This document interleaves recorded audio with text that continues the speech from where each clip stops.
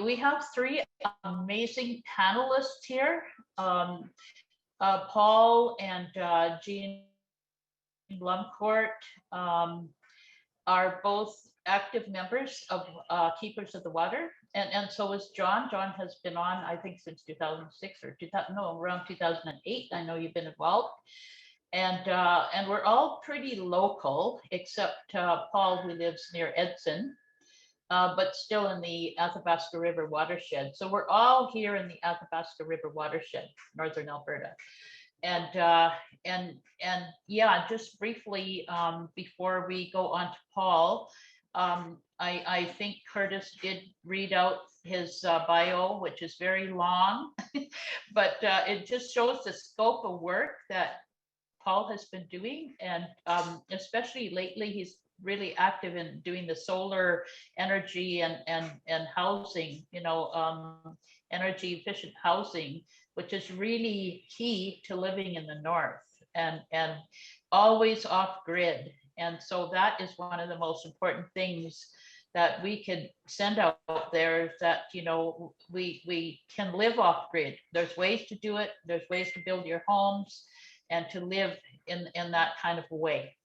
And briefly too about Dr. John O'Connor, well known in the area and got the Whistleblower Award. And I kind of like to know how you felt about receiving that award when it's your turn to speak, John. Basically, it's really all because your background as a physician and being a doctor and outspoken on many of the important health issues that are happening to people in the north, especially concerned with water and drinking water and people living off the land. So that's great that you are here to give that perspective.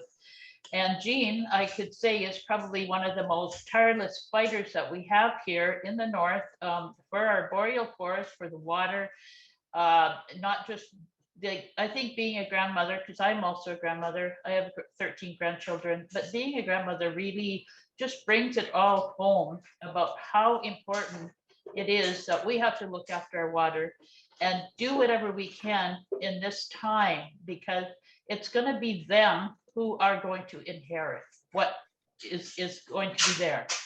And so that's where comes in, and to prepare, to teach our children, our grandchildren, get them ready, do whatever we can to safeguard, what we have here. And then we will be able to hear right from stories from the land, from the trap line. That's Jean. And now to get back to Paul, I did want to say a few things, but I think you could describe it a bit better about the fact that our government, or the provincial government here, has this policy, and they're considering, and the federal government is considering the release of tailings pond. I guess it's not just water, but it's a mixture of chemicals.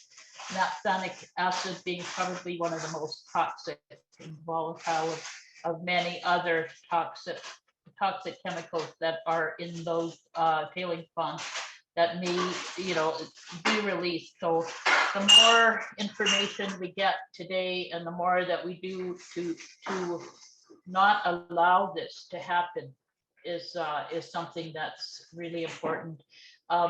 Just to give you a little bit of background about the Tarsands Healing Walk, that was organized by Keepers of the Athabasca, which is now part of Keepers of the Water. We're all one now, and that was to bring awareness to what is going on with our water in the north and how concerned people are.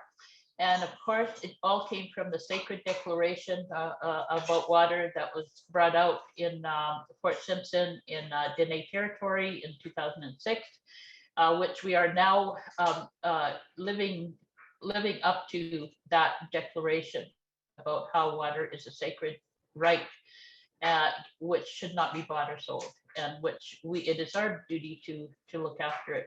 And also as women, as life givers and people that women who look after the water, it's our sacred responsibility to look after water.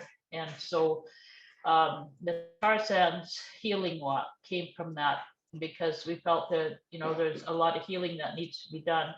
And like I've heard before from other speakers that mention how important, if we live in a land where is sick, it's going to make us sick. If we live and eat animals and drink the water in a land that's in an area which has been, has pollution, it's going to make us sick.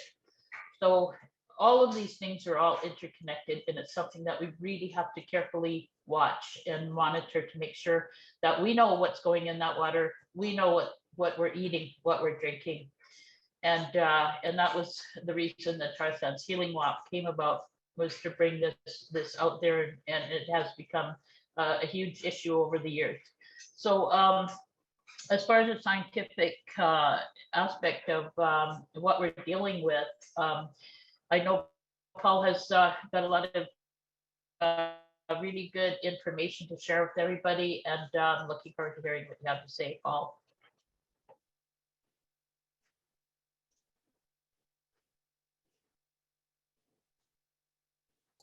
Thank you, Cleo. Yeah, I just wanted to go over a quick background of what the tailings ponds are. And, in a quick summary, they're just a holding pond for the waste from the extraction of bitumen from the tar sands. And industry really didn't want to spend any money treating or managing this waste. So nothing has happened for decades with the tailings ponds, but now with pressure from different directions, they now have to come up with a solution, and our regulators need to come up with a solution. So after waiting for decades and decades, what we have is about 240 square kilometers of tailings ponds, which amount to several lakes. They are up to 300 feet deep. The volume is up to 11 or 12 billion cubic meters, and the ponds are growing at a rate of about 14 square kilometers per year. What is in the tailings ponds? Well, there's lots of sand, water, clay, salt, and a list of hydrocarbons, including bitumen, a strong poison called naphthenic acids. There's also asphaltenes, benzene, and a few polycyclic aromatic hydrocarbons. Interesting little fact, on average, 100 million cubic meters of rain and snow falls on the tailings ponds per year, and industry takes some of that water for their treatment, and they call it recycled water. On top of that, the oil sands mining operation is taking about 360 million cubic meters of water from the Athabasca River every year. Total volume of unrecovered bitumen in the tailings ponds, because their extraction process is sort of moderately poor, there's about 780 million barrels of oil in the tailings ponds, which is one reason why it's toxic, one of the reasons. Right now, I think in the Fort McMurray area, they're producing about 2.5 million barrels per day. Per barrel, 12 barrels of tailings waste and produced water, salty produced water, is created. So you could do the math. High volume, most toxic substances in the tailings ponds are naphthenic acids, but there's also other toxic substances. There's cyanide, there's phenols, arsenic, cadmium, chromium, lead, and zinc. The amount of naphthenic acid processed per day in the oil sands is about 100 tons. That's per day. There's Unknown amount of tailings pond leachate into the groundwater. One study shows 6.5 million liters per day from one pond. This is something that's not well known. The CO2 emissions, the off-gassing from the surface of the tailings ponds, amounts to 250 tons of CO2 equivalent per hectare per year.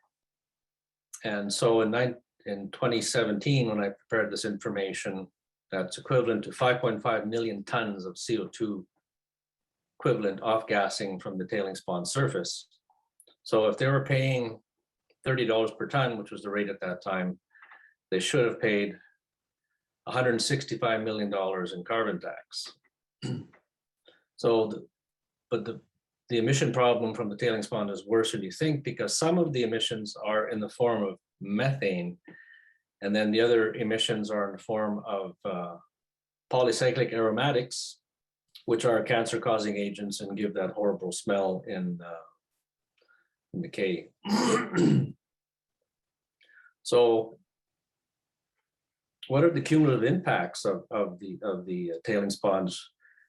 Well, for obviously there's groundwater impact, there's impact on the river. But there's also an air quality impact, poisons in the air, and also the unknown and just recently recognized impact on towards global warming, or the whole climate, the massive climate impact because of all the CO2 emissions.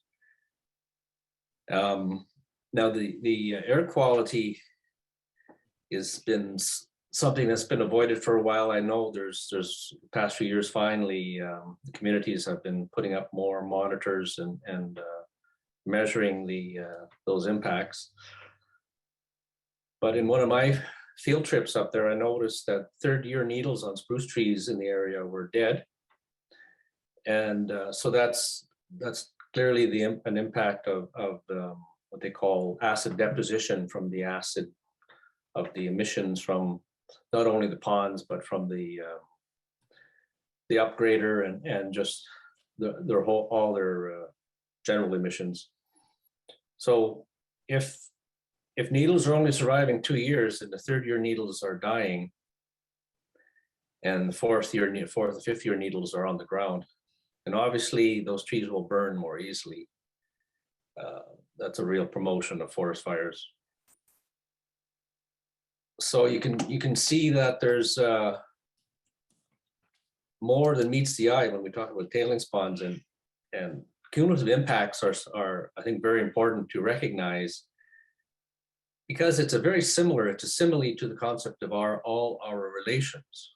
So when we look at tailings ponds, in order to look at it from a scientific perspective or from a indigenous perspective, we have to look at all aspects and all connections to the birds, to the fish, to the humans breathing in the area within 50 kilometers of those ponds.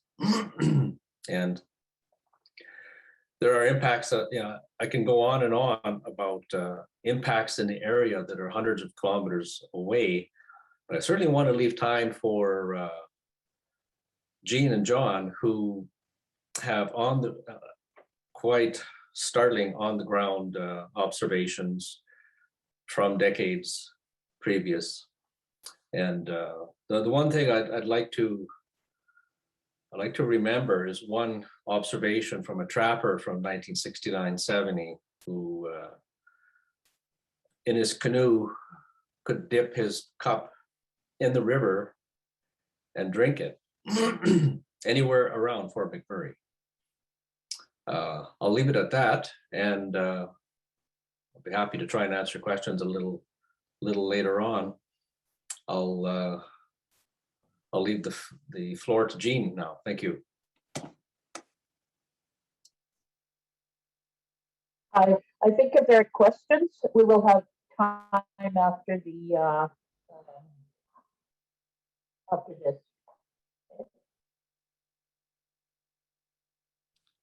Good afternoon, everyone.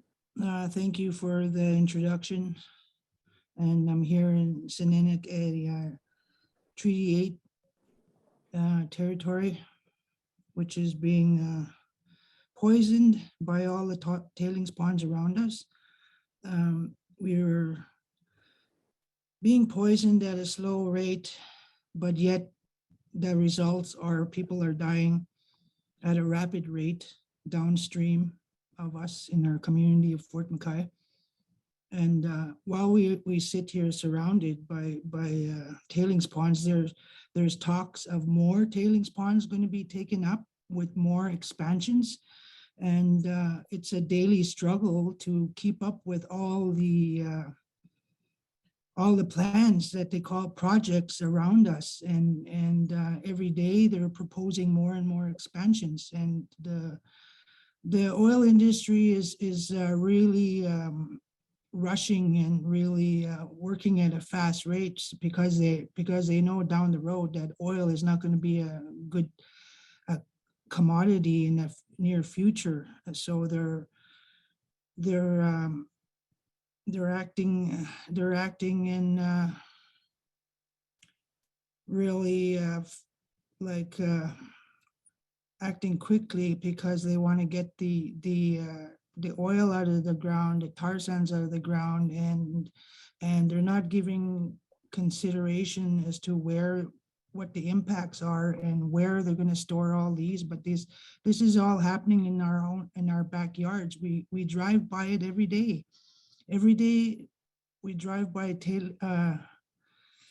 end pit lakes that are right off the highway, which is a end pit lake is a lake that they put all the toxins in and hoping that the water will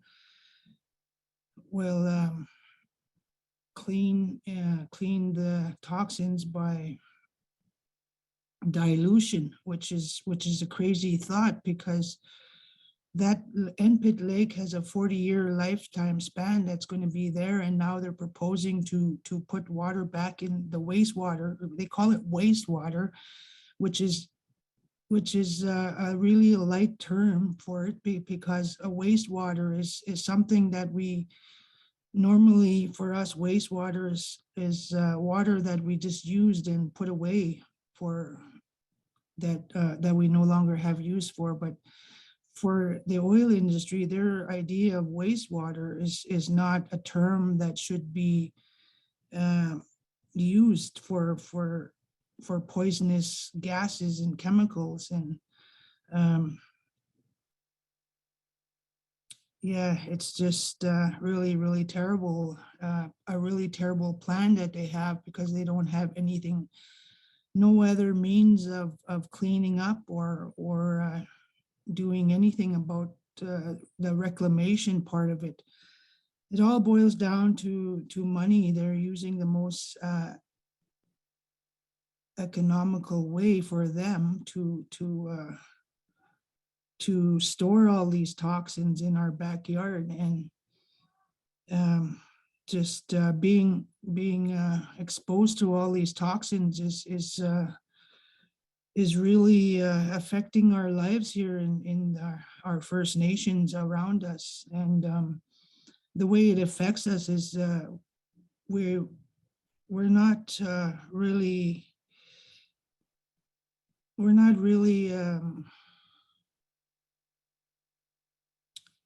not privy to be out, like enjoy the outdoors as most people do when you go for walks and in the woods and do your harvesting, and you always have in the back of your mind, what are you harvesting? What's in the meats? What's in the water? What's in the plants? So with that being said, I don't do any of my harvesting around in the immediate area. I go somewhere like south or east as far as I can, and if I'm away 100 kilometers or so away, then I feel a little bit safer to harvest berries or medicinal plants. So I do a lot of traveling to collect all my medicines and to help me keep healthy. And yeah, so one of the things that the tailings does is it robs us of our our ability to enjoy life. And so it's actually it's against our human rights as indigenous peoples of this land, that we're not that we cannot enjoy life as other people do, and we cannot we always have to go further or go away, like a lot of people I know working at Tarsands here, and usually not by choice, but it's a means of survival for them, because that is all that they have out here, is their jobs in tar sands. And so that affects a lot of, it's a chain reaction for our younger generations. So the effects and the impacts are really tremendous, as far as just enjoying the outdoors. It's like going outside your door and smelling the toxins. And I myself, I live right off the riverbank of Athabasca River, and the airflow is more stronger when it takes up goes through the river valley. So we're exposed to all these air odors, as they call them. They're not just odors, they are toxic chemicals that are killing us, and that have killed so many First Nations already in the community of Fort Chipewyan. And it comes in many different forms of cancer, because like Paul said, all the chemicals that are in those toxic, they call them ponds, but they're not ponds, they're massive lakes. And they're all the chemicals that we all have warnings about, like benzene, mercury, cyanide, naphthenic acids, arsenic, lead, zinc, chromium. All those chemicals are all put together in one body of water that is so big, that is so massive. And there's at least 20 of them around us. And for each project that has an expansion, there's always the tailings pond that comes in, and that's the most fearful part of the projects, as they call them, because those tailing ponds are going to be there for 40 to 50 years, and that's though they outlive most of our First Nations. And yeah, I'm just I just feel that something has to be done about these tailings ponds. They need to be cleaned up, taken out of our yards, and get them out of here somehow, or they need to stop producing all these tailings ponds. There's so much technology out there these days that the companies were not willing to look into, because it's too costly. And so with that, I'm just like I always speak out about the air and the water and all the cultural impacts and the wildlife impacts, the social impacts, everything that affects us. It's all driven by industry. And their driving force is the almighty dollar. And, we lived without money before. We can live without money again. And, it's just, the saying is, after all the oil is gone, and, you cannot eat money, but we have to protect our land and water for our future generations. And that's the most important thing, is for our Indigenous peoples, because we're dying at a fast rate, and it's just, it's so sad. I'm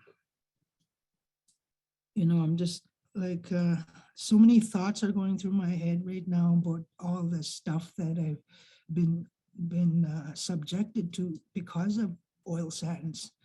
I remember my parents raised us on the land before I was taken to residential school, and on one of our summer trips, my parents brought us on a boat going past Suncor. I think it was in the late 60s when they first started the Suncor mine there, the main base plant they call it, and we were traveling on a boat with just a little motor, and there was my parents and my two younger sisters, and as we were approaching the Suncor, which is the mine site is right off the bank. I mean, you could just literally get off the boat and walk right into the mine site within 150 yards or so, maybe even less. And the stench of the output that they were putting out on through their stacks was so strong. And us passing by on the river, we were, like Paul was saying, that we used to be able to drink water, dip our cup right into the river and drink water. But I remember as a child when we were passing that Suncor, and I didn't know what it was, and it was so frightening. I've never seen anything of it like in the likes of my short life at that time. So it was very terrifying for me. And so my sisters and I started crying because it was burning our throat, and our eyes were burning, and it was like we couldn't breathe. So my mom immediately grabbed a face cloth and dipped it in the water and told us to cover our faces with it and cover our mouths and our eyes. And she made us duck under a tarp as we drove by it. And that was my very first experience with oil industry, and it was very impactful, and that I will never forget. And the look on my parents' face, it was so heart-wrenching to see them, that they couldn't protect us from that. So with that memory,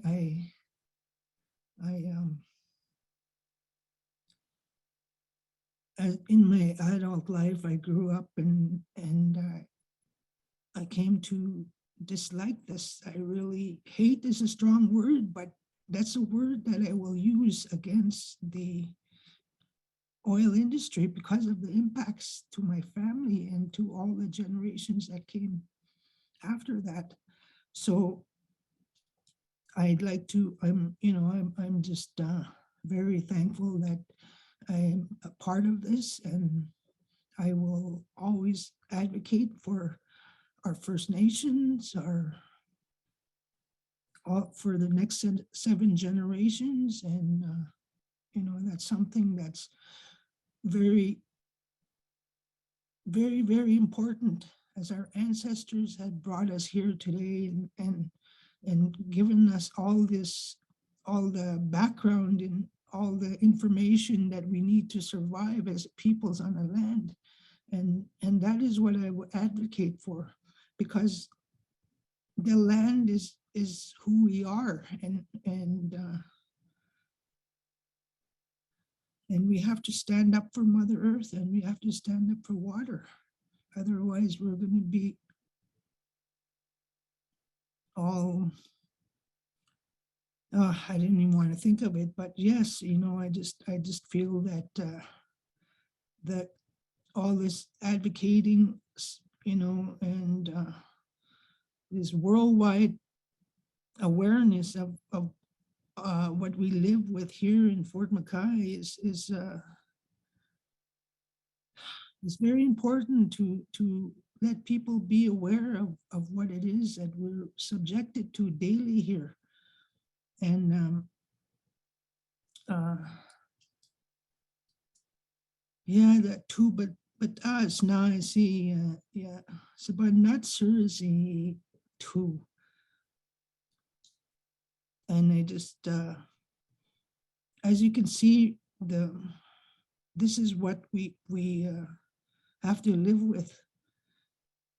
And recently I just flew to Fort Chip to bury my friend, and flying over, looking at all the land, it's just so disheartening that our land is being taken up. And they call this area the Tarsands area, but this is not Tarsands area. This is my homeland territory that they're ripping apart and leaving us with a bunch of toxic lakes, massive lakes that are in comparison to cities, and we're just a small band of a small First Nation here with maybe 800 members, and not too many people know about Fort McKay.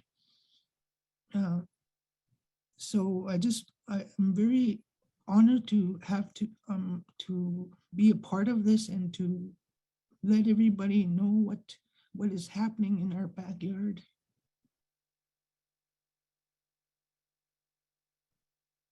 Mercy.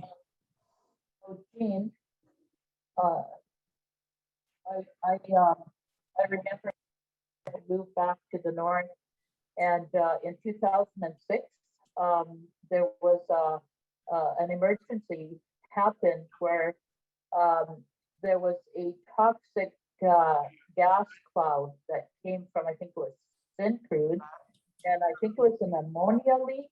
And I don't know if you remember that. Yes, I do remember, because I started working with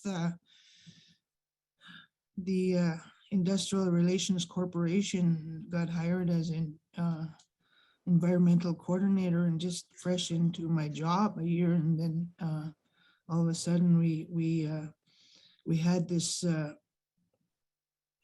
ammonia release, which wasn't being monitored by any companies, because they didn't put down, or they didn't acknowledge that they were using ammonia as a scrubber or something for their stacks. And so the school got affected. That one day the overexceedance of ammonia seeped into the community, and I remember that morning very well, because that morning somehow, for some reason, I didn't let my children go to school. And so what happened was the school, we had a southwest wind, or southeast wind, I think it was, and all the ammonia seeped into the school. It was on a very hot day, and the teachers had left the doors open, which were facing to the south, and all the ammonia seeped in through the schools, and kids were getting sick and vomiting, and their eyes were burning, and kids had headaches, and kids are crying, and we didn't know what was going on. And then I got a call from my boss and said, Jean, get over to the school right now. There's something going on. So they deployed some air monitoring vans over here from the, I think it was from Syncrude, from regional Wood Buffalo, municipality Wood Buffalo. They brought their air monitoring stations here. And what happened is, when they came out, there was all these people walking around in hazmat suits, and they were all covered up and protected. Meanwhile, our kids were all just being exposed, and they had a bus sent to the school where they put all the kids that were sick into the bus, and they couldn't transport them to the hospital for some reason, because of the amount of them in the bus, that they started bringing in oxygen and giving oxygen to the kids that were having severe headaches. And it was a scary scenario. And especially to see people walking around with hazmat suits, and here we are with not even a mask on or anything. And that was the time when Alberta Environment and had put in some regulations to identify what kind of toxins were being spewed out. And and found out that ammonia wasn't one of the ones that are being monitored. So, there's a little bit of, I'll say just a little bit because, of improvement, but not very much because they only identify what certain chemicals, and there's still a lot more chemicals that they just won't reveal that's being outputted. So Fort McKay and Fort McKay First Nation and Environment Canada put together a air monitoring station, and but that measures chemical toxins that are not being monitored by the RMWB. We are surrounded by a couple of air monitoring stations, but that doesn't really make me comfortable because, there's things that are not being told to us. So, trust is a big thing in our community. And, how can you trust a government that tells you one thing and does another?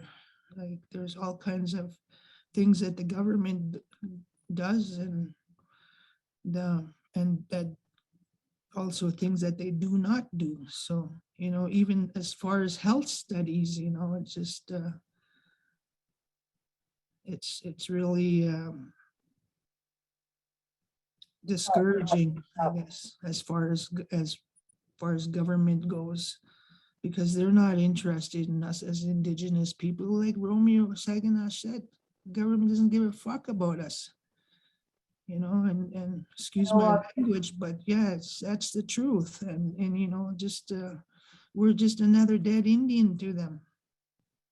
So we have to unite and fight back, fight for our rights. Already our inherited rights have been infringed upon. So what more is it going to take? Maybe one thing Fort McKay could demand are those breathing apparatus, because what something like that happens again and everybody's at risk, right? Those guys have all the hazmat suits in the world, and they have all that kind of protection, but what do the people there have? So I mean, that's a worst case scenario. But and the other thing though, you have been instrumental in overturning that frontier mine proposal, where they're going to build the biggest strip mining kind of operation, like bigger than Syncrude, and that they spent a couple $2 billion just preparing for it, and then they actually withdrew because of whatever the outcry against it. And I know you were an intervener on the hearings, and all of that went a long way to stopping that huge mine from being built. And then I think another success that you have that you were involved with Fort McKay is the Moose Lake decision. Do you want to tell us what that Moose Lake decision was about? I can't really hear you too clearly. There's a lot of background music, background echo on your talking there. But yeah, I heard you talk about Moose Lake. In all the panels. Yeah, I was on the part of the witness panel for Moose Lake as well, and there's some videos that we've done advocating for Moose Lake, because it feels like this.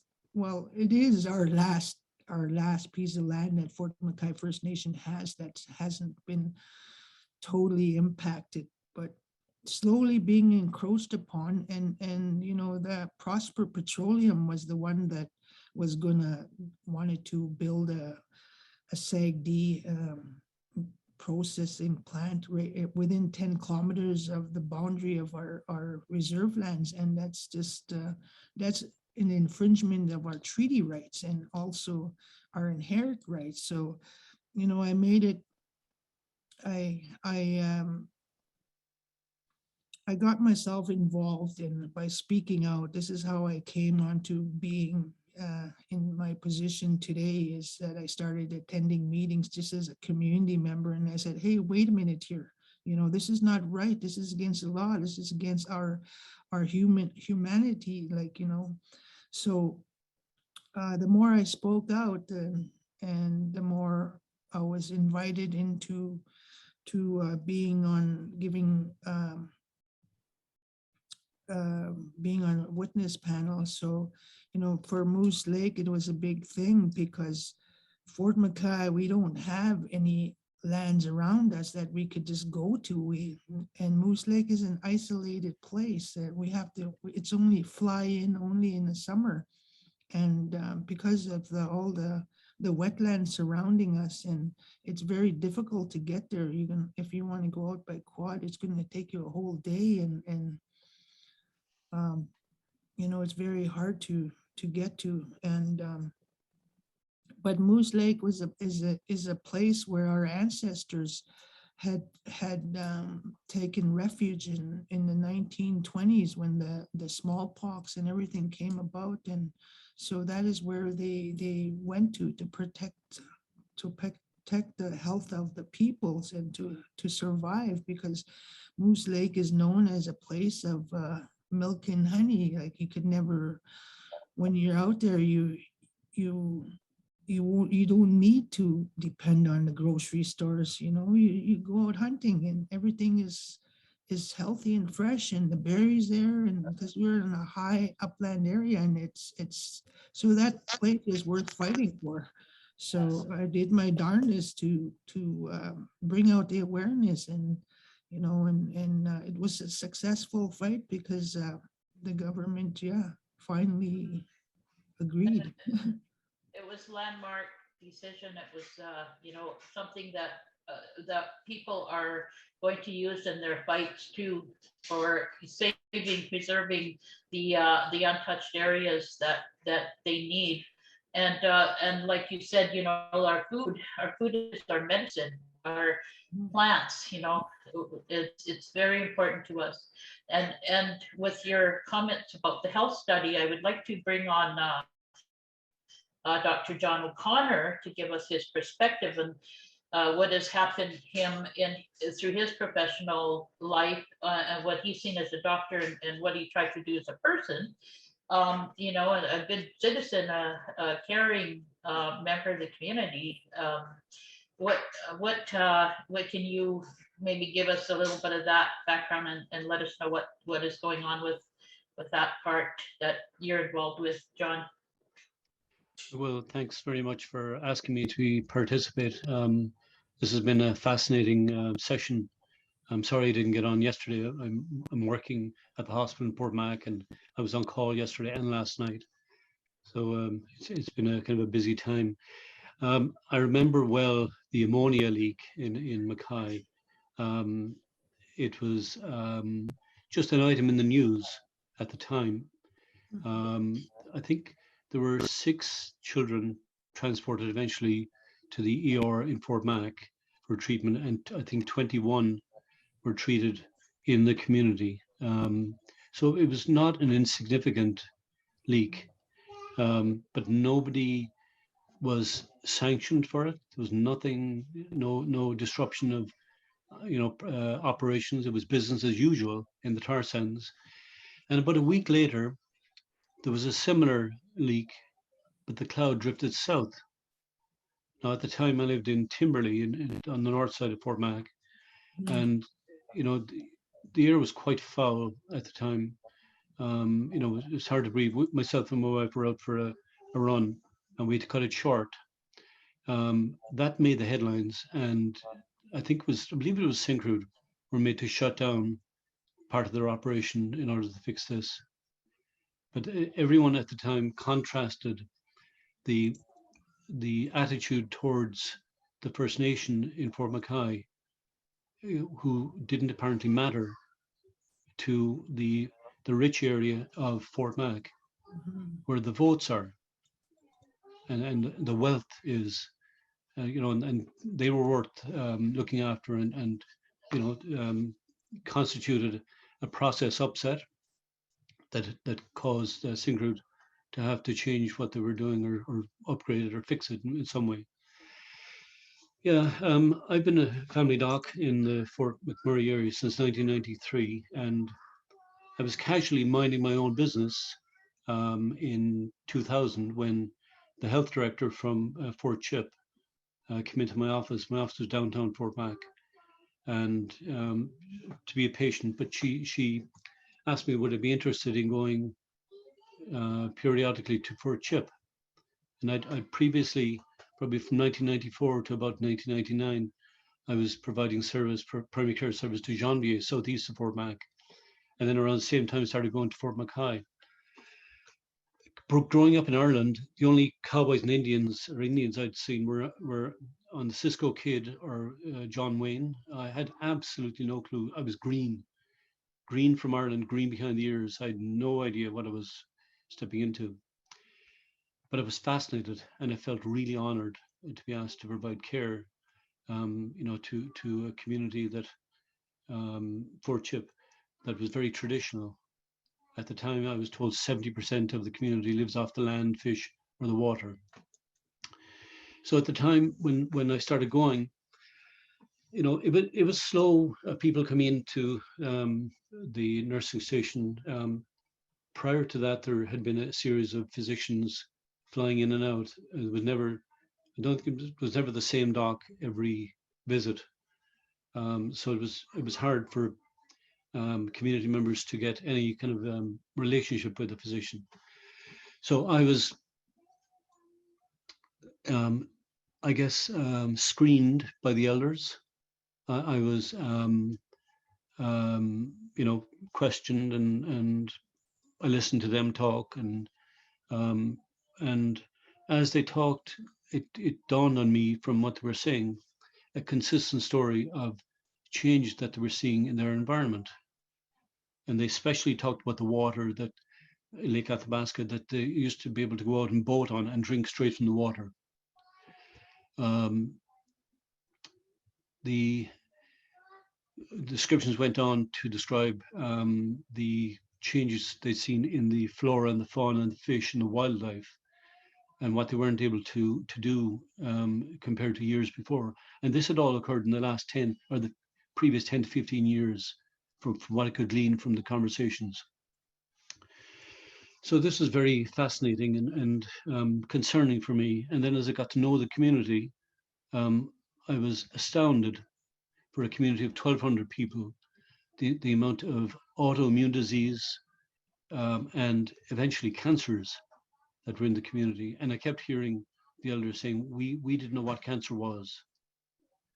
We were free, we were healthy, we were living off the land, and look what's happening, and we don't know where this is coming from.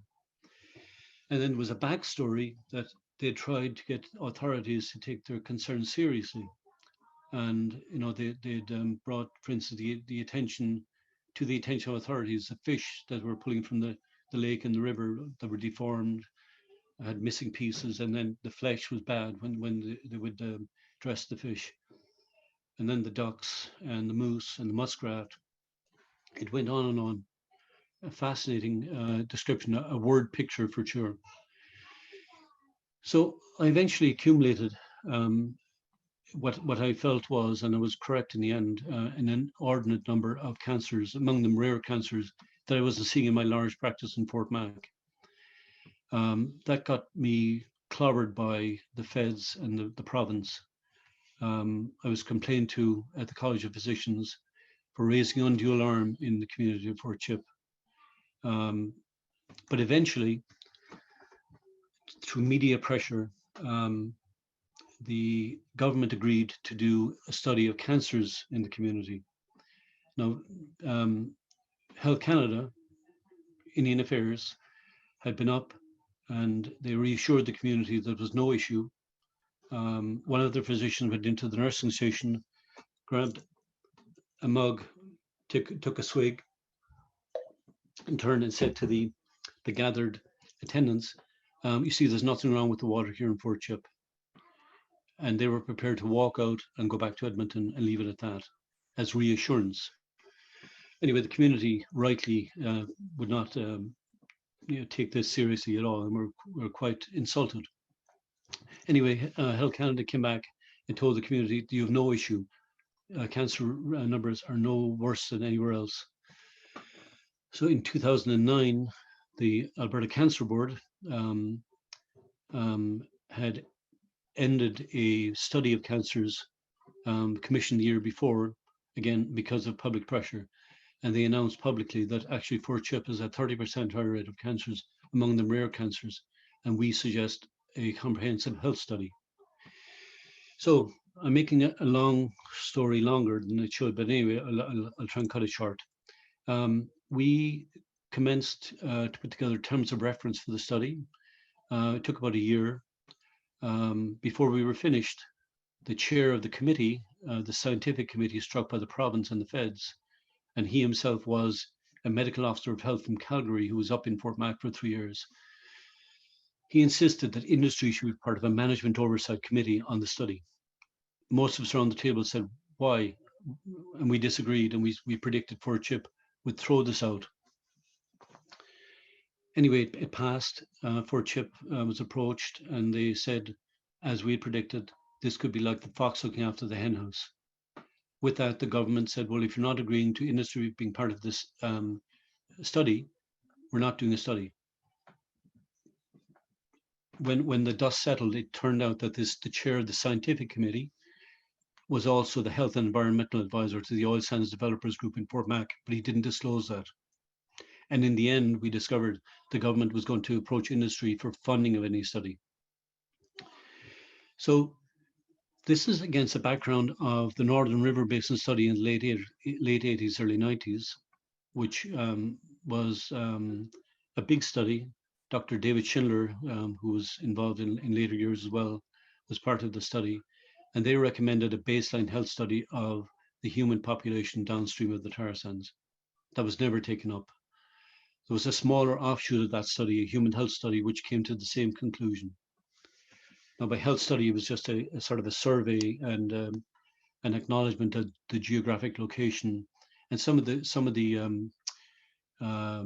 changes that were seen in the environment up to the late 80s, early 90s. Those recommendations were totally ignored. Since then, we've had a list of scientific studies that have been done that indicate that the tailings ponds have been leaking at the rate of Suncor's oldest one, 67 liters a second. Suncor admitted that in 2012. And the others are leaking. None of them are lined. The tailings pond at CNRL is three-sided. The fourth side is open to muskeg. All of this is common knowledge now. It's scientific studies, peer-reviewed and published. The government continues to ignore, to side with industry, and to throw money at First Nations. The problem downstream is that First Nations are held hostage by the fact that there's no other show in town. The money will come from joint ventures, cooperating with industry, employment for your people, despite the fact that it's plain that what's happening upstream is killing people downstream. The discussion earlier brought to mind what Mel Knight said in 2008, I believe. He was interviewed for a documentary, and he said, and he was a minister for for energy for Alberta, and he said, there's no evidence of contribution of degradation to the environment from the mining of the oil sands, as he called it back then. And then in 2011, Joe Oliver, who was the Minister for Natural Resources for Canada, he was interviewed on Sunday morning CBC News program about all the scientific evidence that was mounting up. And his comment was, well, the area downstream is uninhabited anyway. All of this and all I've heard today and my experience, a green behind the ears green Irishmen coming into Northern Alberta 21 years ago. All of this indicates strongly to me that downstream lands and people are part of the sacrificial zone. And with this plan to spill these toxic ponds into the Athabasca, that's going to doom everyone from probably around the Tarsands up as far as the Arctic Ocean. Erin Kelly, who was a scientist who worked with David Schindler, she's now the Assistant Deputy Minister for the Environment in the NWT.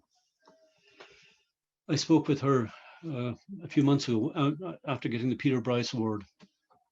And so she's very concerned as well.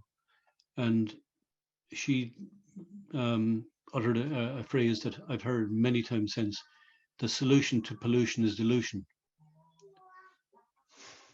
I think this is what the government is on about here. This is what they want to happen, ignoring the fact that these ponds are lethal. The chemicals, I've got a list of air contaminants, 19 of them, that have been documented by Environment Canada.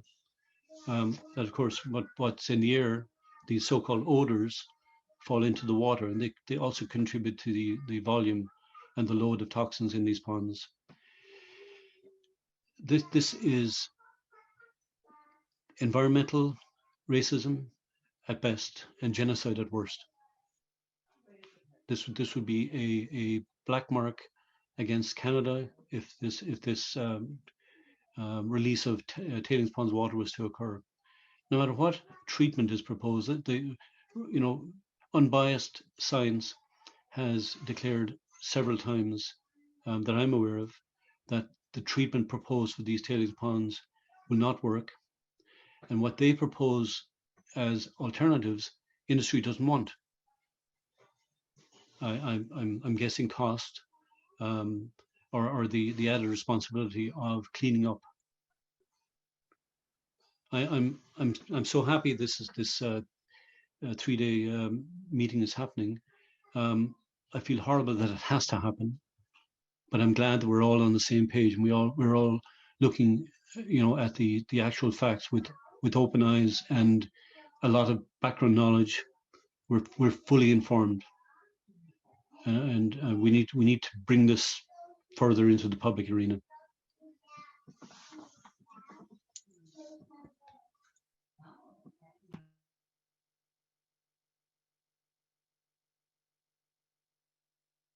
Okay, sorry about that. I didn't know I was still muted. But thank you so much, Dr. John. That was really informative. It brings to mind that about the word solution. I know that Paul has some ideas here from our conversations that we've had about it. And I know that like our provincial government is like gung-ho for getting all that getting rid of the tailing ponds and all that, but at the cost, great cost of what you outlined, some of what it is. So there's things. What could we do, Paul, to work on this, or do something about the situation? You were mentioning like taking drastic action, like going to Calgary and bringing some of that tailing pond over there for them to drink or something like that. I'm not quite sure, but anyway, I think you had some ideas also of the fact that the toxic, I guess the metals that are in there, there's also some use for it, and even the provincial government may even be considering mining them for like lithium or something like that. So it's not, so maybe these tailings ponds might be useful in other ways, which are not as harmful to the environment. I don't know enough, but you can enlighten on that, Paul.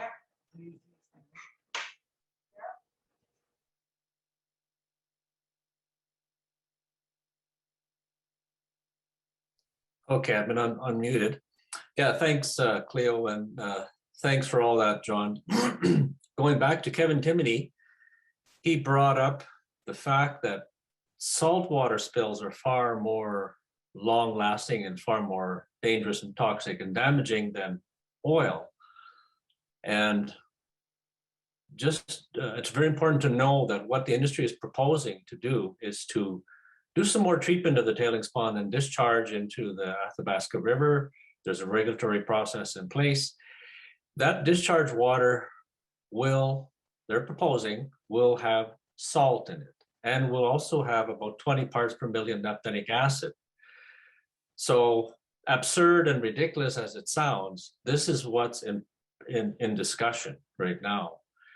The reason why the industry doesn't want to recycle that water is because they need to spend money on a desalination plant, because they can't have too much salt in their extraction water. The extraction water is the water they use up front to when they heat the water to pull the tar out of the sands. So what we need to propose strongly is that industry does have to spend the money on a desalination plant. They need to recycle that water. We have a problem though. We've got 40 years of accumulated waste, and I don't think we're stuck. I don't think the industry is going to have the money to treat all of that. We're going to end up either falling back on money from Ottawa to help treat and manage this water properly, or we're going to continue to have the disaster we're having. One thing we have to recognize too, that the problem is probably an order of magnitude larger than it was 10 years ago. In other words, the problem is 10 times larger and is reaching a critical threshold today as compared to even 10 years ago. And so we were running out of time to solve this problem. There are treatment methods, advanced oxidation methods that are more expensive, but we have to argue that we can't afford to not treat this properly. It's going to cost. And the one benefit to locals is there are, in clean technologies, involved in properly treating the tailings, which we do have a short list of effective technologies that have been tested and shown, even in the University of Alberta, rejected by industry, of course, because it costs a little bit too much. There exists definitely the know-how to treat these tailings. They're not untreatable. Now, from a budgetary point of view, from a shareholder perspective, they're untreatable. We just want to do a little bit more. They just want to do a little bit more cleaning and dump it into the river. Well, it's absurd and ridiculous. There should be no regulatory body that can ever approve that. And so that has to get into the discussions, like any negotiations or discussions with provincial or federal bodies, regulatory bodies. That has to be brought up as an option again.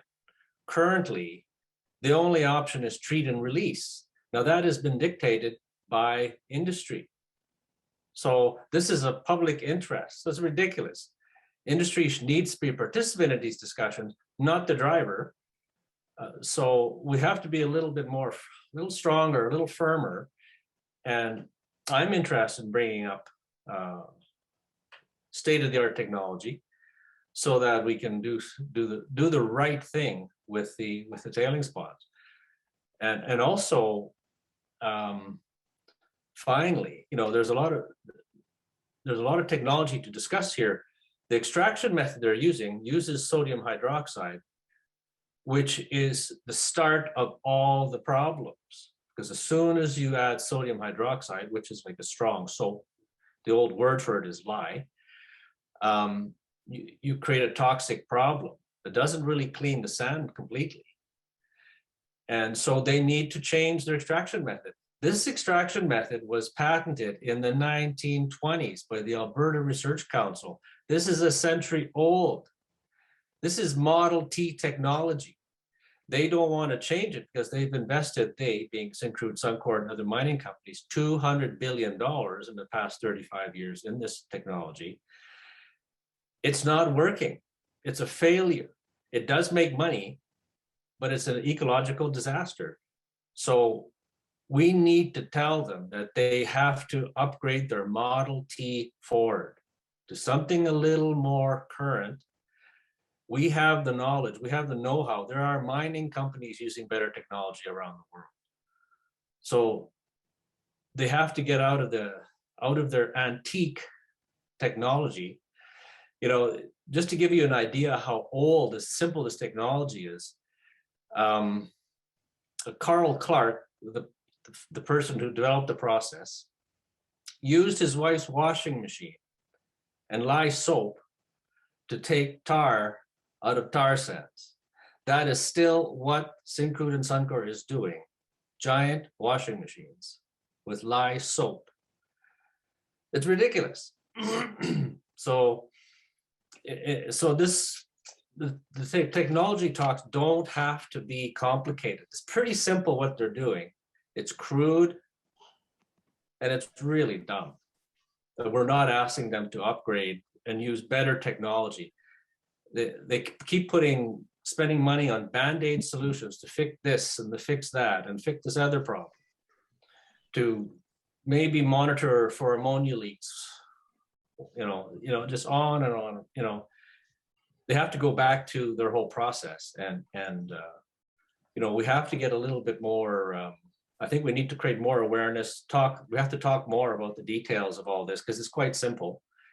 And when we talk about all these details, these simple details of the technology and the risk and the poisons, the solutions start to become pretty simple and obvious. There's more answers than you think. We've been just left in the dark. We think this whole process is complex and it can be simplified. So Yeah. I'll leave it at that for now. Okay, well, thank you for that, Paul. And Dr. John, I know you're leaving in a few minutes, and I want to thank you for your eloquent presentation, and also reminding us that this is a question of genocide. We are still in a genocide situation. It's continuing, and perhaps that is something that's got to be brought up with the provincial government. I know there are talks with the federal government, who it's in their hands whether or not to let them release that toxic tailings sludge into the water. So I would like to leave the last word to Jean. You've been listening very carefully, I know, and boots on the ground. You're there. You've been there. What do you have to say to finish our talk here?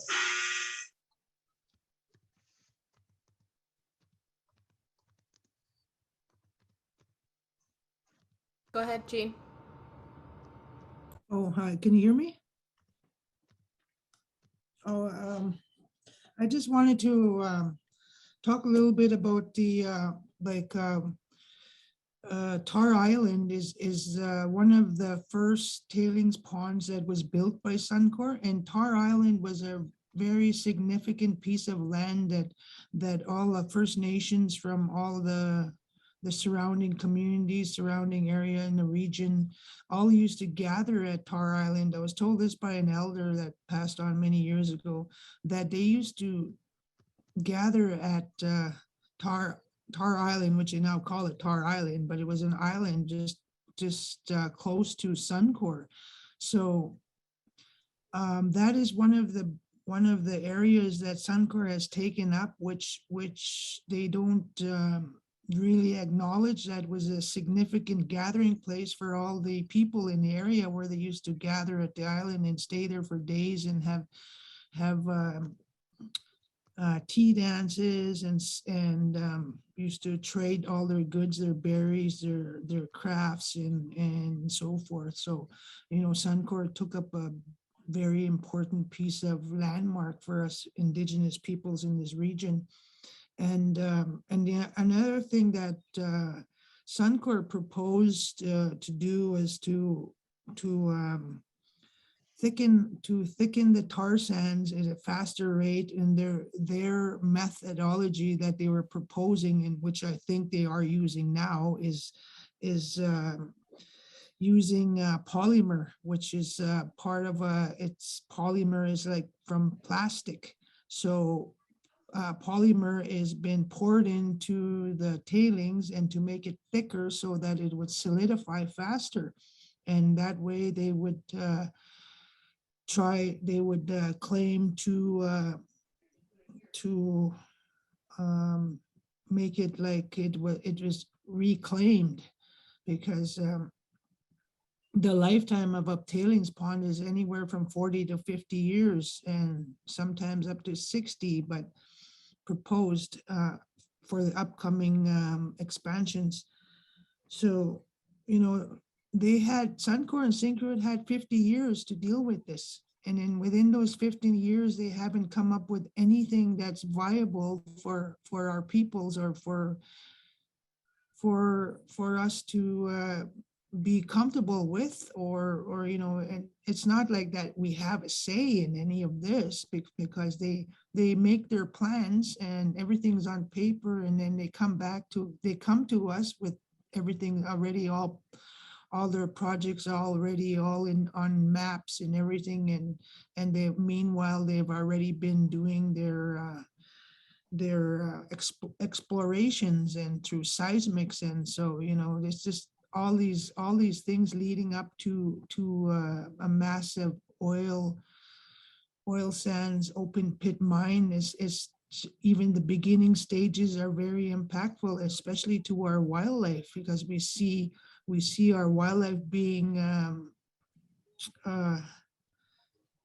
getting into like endangered species. Just recently, they identified the Ronald Lake bison herd as a threatened species, and you know that bison herd was there way before any of these oil sand industries around here, and because Teck came on board and had that lease area, now that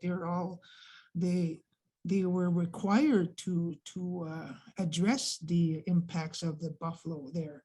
And there was all kinds of things being conversed with about the bison herd. But just last week, they identified the bison herd to be threatened. So that's, you know, and more of our wildlife around here are being threatened. And even the impacts of all the road kills around here is increasing. It's increasing every year because more and more roads are being built to all these plants.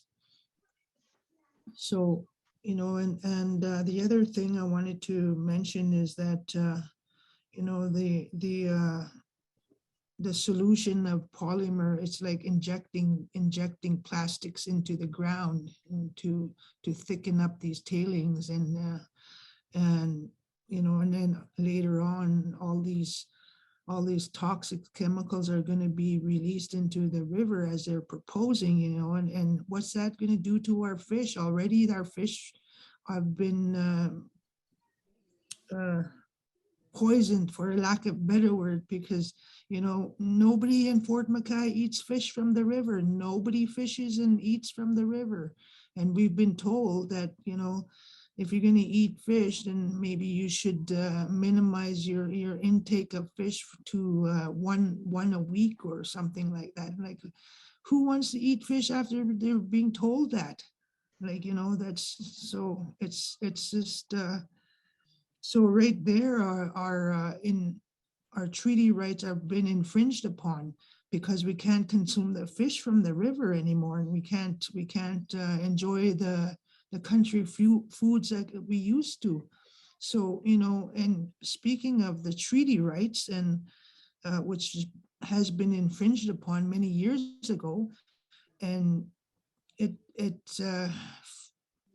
upsets me that the industry, the provincial government is giving out all these leases to these companies, and these companies are making big time long-term benefit agreements with our First Nations, and in those agreements, because those agreements are in place, we can't be pretty much we're not allowed to take the oil industry to court for infringements of our treaty rights and inheritance rights. So, you know, that's where the big wall is. And speaking of a wall, like, you know, there's a proposed Fort Hills right now as is building an expansion where in the McLennan Lake Fen area, and I sit on that committee, and it's just it's so disgusting to hear what their plans are for their new operational plan that they're working on right now, and it's like they're piggybacking on an old approval of the Fort Hills project, which was approved way back in 2002, and now there's proposals for more tailings. And right now they're clearing all the land and in that area, and you know, going to Fort Chip, they're even rerouting the winter road to make room for this Fort Hills expansion, and thus we're going to be subjected to more tailings ponds. So the tailings ponds, you know, they're not ponds. I hate calling them ponds because they're massive toxic lakes, and you know, we need to get away from that. They need to stop building those tailings ponds because they're killing us with them. You know, one of the biggest impact is you know, with the increase of weather, like the 40 plus degrees of weather that we've been subjected to last summer, it heats up the toxic soups that are sitting on the land, and it's just boiling in that 40-degree temperature. And then at night, all the air permeates up, and then the cold air and the air meet, and then it keeps the toxins just floating, you know, in the air. And because it's so gross, for an you know, lack of a better word, you know, gross is you can walk outside and you're subjected to it, and there's just no getting away from it, especially in the hot weathers that we're going to be facing. It's going to be the more toxic, the more tailings ponds that are built, the more the air is going to yeah, Well, I it's think awful. probably have a good idea. Oh, sorry. I said, I think What our demands are.